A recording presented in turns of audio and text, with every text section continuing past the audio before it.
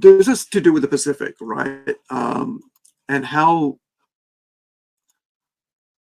China is having a huge influence in the South Pacific with money, right? Throwing the money around.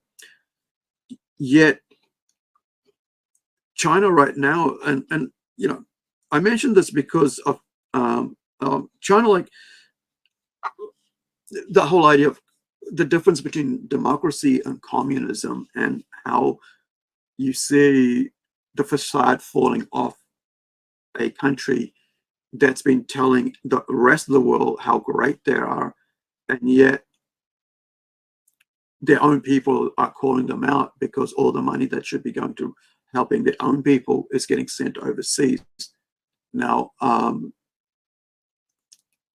this has got to do with Solomon Islands, right? This is our neighborhood, New Zealand, right? This is and Pacific Island Group. That's part of the whole South Pacific basis of this unified islander community. There's a name for that. I just can't remember what it's a Pacific Forum or something like that. They've got it where all of them meet together once or twice a year, and they talk about what's going on in their communities, in their islands, what the needs are, and then they look at how they're going to get funding or so on. However, over the last decade or so, there's been a huge influence from China with infrastructure, with money going in, and also last year or so there was like a 20 mainland Chinese people who were involved in a drug ring, right? Fentanyl kind of thing, like meth and all that involved in Fiji. And so without going through the process of the law in Fiji and the court system, they basically were just like cut onto the CCP, overlords came over and just cut those guys, put them on a plane straight back to China. No, nothing was done, to bring them to justice or anything like that, to find out who was doing what and how was being thing, because all that money, all that fentanyl was coming into New Zealand and Australia, right? To ruin, being used as a backdrop. And so what is happening, is that also happening in the Solomon Islands or in the other Pacific Islands like Tonga or Cook Islands and stuff? And this has been a big, huge thing for New Zealand right now and Australia, going, well, are these island communities being used to, be factory level drug, class B, class A drugs manufacturing islands, where then they get carted up, put on ships and brought over to Australia and New Zealand, and then used on our people and spread across our people with that.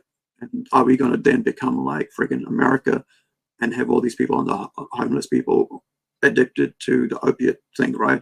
That's happened across the last 5 to 10 years over in America with the opiate crisis there. Are we going to be facing the same thing? So there's this little clip from a Chinese site, YouTube channel, I think it's called China Observer.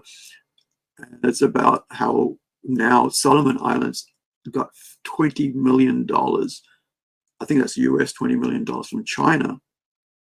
And after they broke away from getting help from Taiwan. And it's like, because, Taiwan is hated by China, mainland, especially CCP, because they want Taiwan to be part of China. And Taiwan's like, no, we love our democracy. And as I mentioned before, my first girlfriend, agent, was from Taiwan.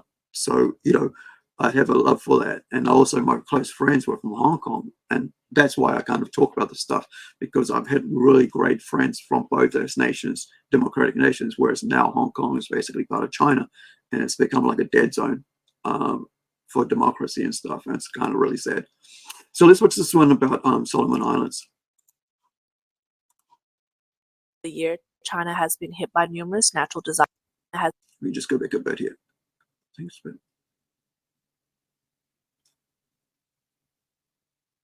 All right. This might be a sign of what's to come. Since the start of the year, China has been hit by numerous natural disasters, including ongoing floods affecting half the country, northern droughts, and snow and hail in Beijing in June. These disasters have failed to wake up the leaders or evoke empathy from the president. One netizen remarked, "Our great president cares more about people abroad. On July 12, Xi Jinping met with Solomon Islands Prime Minister Jeremiah Manley, announcing a $20 million aid package. The Solomon Islands announced that China would provide its aid to support its government budget as Beijing aims to strengthen its strategic position in the region. After meeting Xi in Beijing, Manley praised China's transformative presence in one of the world's poorest countries. He also announced that China agreed to fund the expansion of the Solomon Islands' only international airport, a crucial infrastructure project. Since severing diplomatic ties with Taiwan in 2019, the Solomon Islands have become one of Beijing's most active supporters in the South Pacific. In return, China has built a large new stadium in the capital, Honiara, and constructed advanced medical facilities, mobile communication towers, and roads. Manley's office released a statement highlighting the growing relationship between the two countries since forming a bilateral partnership 5 years ago, with China assisting in implementing transformative projects. Traditionally, Australia and the US have provided similar budget support to the Solomon Islands. Former Prime Minister Manasseh Sogavare supported Beijing and orchestrated China's rapid expansion in the island nation. He also signed a secret security agreement with China in 2022, raising concerns among Western allies. Although Manley expressed a willingness to engage with Canberra and Washington, he also emphasized a desire to deepen ties with China. Netizens reacted, calling it a typical case of money diplomacy, buying off officials in poor countries. Yep. Others criticized the prioritization of foreign aid over domestic disaster relief. One commentator bluntly stated, "The whole country is flooded and people are suffering, yet you ignore them and spend taxpayers' money abroad. People are dying and you show no compassion." On June 28th, Xi Jinping signed the Rural Collective Economic Organization Law. Citizen journalist Zhang Zhang criticized the law on X platform, asking, "Is this a step backward?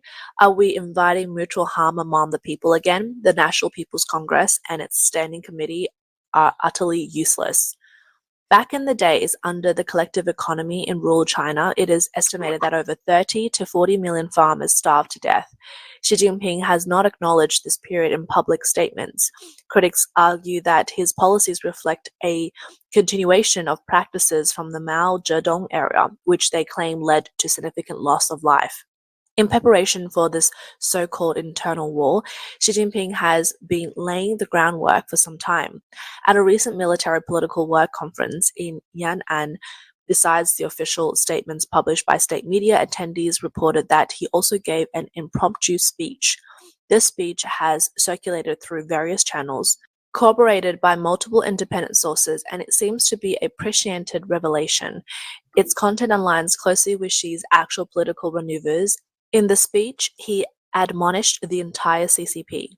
"We are in Yan'an today for a military meeting, preparing for internal war. You must realize that we are facing severe economic and political crisis, an internal war. The war has already begun. If we do not respond with war, our party and government will go bankrupt. You've seen the establishment of police tax combat centers nationwide. This is a wartime state, comrades. We will not overcome this crisis if we do not use combat to collect taxes." Just like the Kuomintang blockade, Yan'an back then, now the US and Western economies are blockading us. We are fighting on two fronts, just like before. Now the police and tax authorities are cooperating to trace back 30 years and reclaim the surplus value from the wealthy. Wasn't agreed that the rich would help the poor? Now we have to confiscate their wealth through combat forcefully. If we don't, how can we survive this crisis? If the police tax collaboration fails to resolve the economic dilemma, we must implement a wartime economy. If necessary, the military must step in. If economic discontent builds up to a critical mass, with mass bankruptcies of individuals, banks, and enterprises, a storm will arise that could threaten our state power. Our country and our party cannot go bankrupt. Although the authenticity of the leaked internal speech attributed to Xi Jinping cannot be verified, it appears to reflect elements of his governance strategy. The speech suggests a focus on addressing internal challenges through stringent measures, indicates a strategy that includes using forceful means to collect tax and reclaim citizens' property. Additionally, the concept of a wartime economy aligns with economic, political, and military measures Xi has implemented in recent years. Observers suggest that if an economic crisis escalates, it could lead to a significant social unrest and potential violence. The speech acknowledges that during Mao's era, everything could be covered up. All crimes were hidden. The CCP's propaganda is filled with so much misleading information, and even the unprecedented tragedy of millions starving to death was sealed off completely, so much so that young people today still can't believe it, attributing it to natural disasters. So they're talking about like war, and I was thinking of this. My brain just went straight to 1984, right? That whole perpetual war. We were constantly at war, and so China, and this is something like, yeah, balancing this out. In the past 20 odd years, so has America has been a perpetual war in the Middle East, South America, and so on. And this is why I think with Trump's stance, like on like, hey, we need our guys back home. We should be involved in all these other people's wars and stuff, unless we really, really have to, and not become like a war economy. So, having said that, 1984, right, had this part of that, and I think it's been 20 years or maybe longer since I've watched the movie and read the book as well, right? But my brain just went straight back to this. And so this is like, who controls the past controls the future, right? From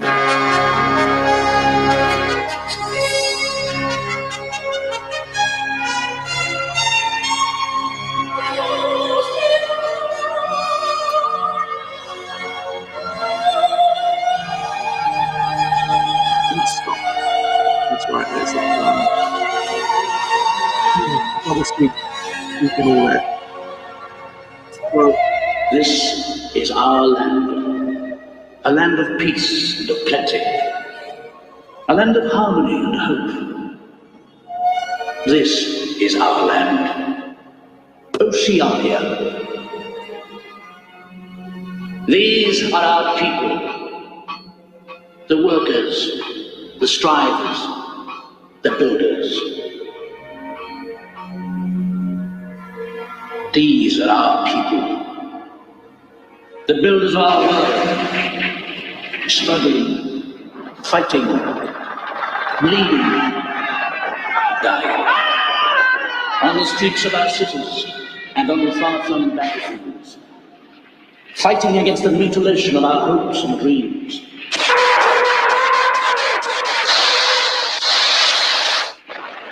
Who are they?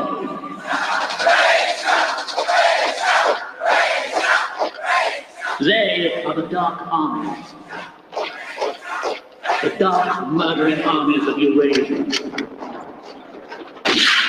the barren deserts of Africa and India, on the oceans of Australasia, courage, strength, and youth are sacrificed. Sacrificed to barbarians whose only honor is atrocity.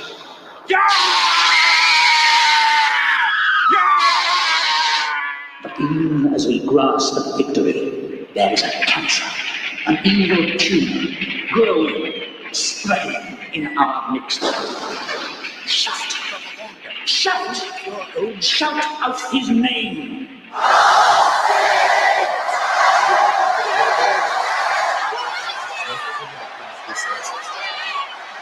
Nothing the party does is good. Even the world itself is good. The party wants you to believe the end of the war, so as to keep your politicians away from their country.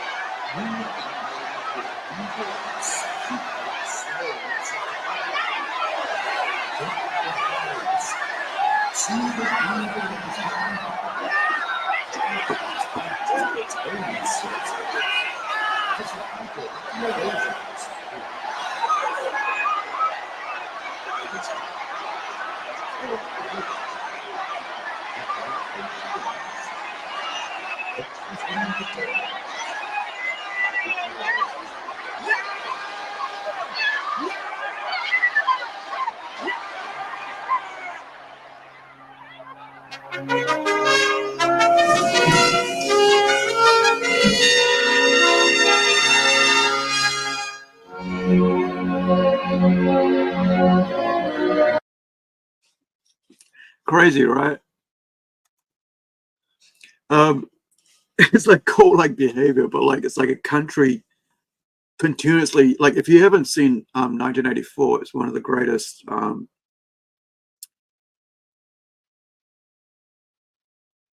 what if situations that could happen, and it's being held up as like as a warning to, you know, against letting governments have ultimate power or raising people to ultimate power. It's kind of like a mix. It's kind of like a view on, excuse me, on fascism and communism, and how, you know,